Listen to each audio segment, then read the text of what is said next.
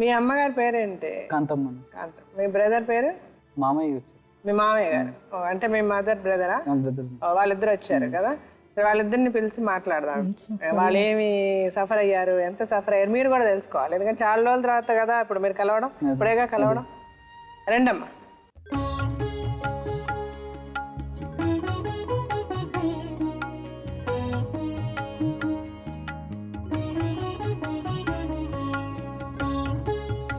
చెప్పండి కాంతమ్మ గారు. ఇది జరుగుతుందని ఫోన్ చేశాడు అబ్బాయి. ఇక్కడికి వస్తున్నారని. ఇంతవరకు మీకు మీ అబ్బాయి ఎక్కడ ఉన్నాడో తెలియదు. మీ అబ్బాయి ఇంట్లో వెళ్ళిపోయిన తర్వాత మీకు వచ్చిన కష్టాలు నష్టాలు అన్నీ చెప్పండి, మాకు మేము తెలుసుకుంటాం. మా అబ్బాయి వెళ్ళిపోయాడు అనేసి నేనే పంపించేసానని నాకు సత్రహింసలు పెట్టారు. మీరే పంపించారన్నారు.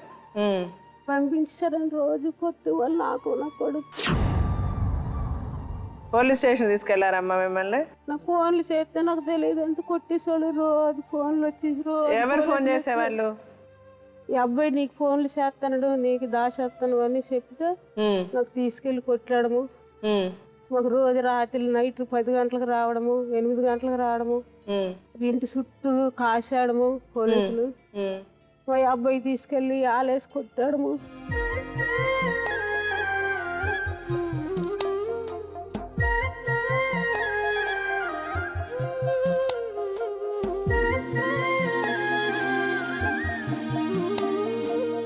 పెద్దల కాడికి వెళ్తే మేమేం చేయగలం, వాళ్ళు వస్తే మాట్లాడతామమ్మా, మా వాళ్ళు ఏమన్నది. అయినా మేము కిడ్నాప్ కేసు కదా, మేము అక్కడ ఏం మాట్లాడలేమని అనేసి వారు చాలా నరకం పెట్టేశారు. మీరు ఎక్కడ పని చేస్తారమ్మా? ఇంట్లోనే ఉంటారు? పని చేస్తాను, కూలి పని చేస్తాను. కూలి పని చేస్తారు. సో మీ అబ్బాయిని బాగా కొట్టారు? మా అబ్బాయిని కొట్టేవారు. లాస్ట్కి ఏమంటే 2-3 సార్లు వస్తే మరి దొరకలేదు, పారిపోయాడు. పారిపోతే నన్ను తీసుకెళ్ళిపోయారు స్టేషన్ నుంచి వాళ్ళు. పొద్దుకు అందించాలో రాత్రి 9-10కి ఇడిచిపెట్టేవాళ్ళు. ఇడిచిపెడితే ఆ టైంలో బండి ఎటు ఉండేది కాదు. ఏడుచుకొని రోడ్డు అమ్మ నడుచుకుని వచ్చేదాన్ని. చాలా దూరం నడిగి రావడానికి వస్తే ఈలోగా ఏటో దొరికితే ఎవరి బైక్ అని వస్తే వాళ్ళకి అడిగితే ఎక్కించి తెచ్చేవారు. ఇంట్లో పడుకోలేకపోయేదాన్ని, అన్నం వండుకొని తినలేకపోయేదాన్ని. భయం, ఊర్లో ఊళ్ళు రారు, వాళ్ళ ఇంటికి రానివ్వరు.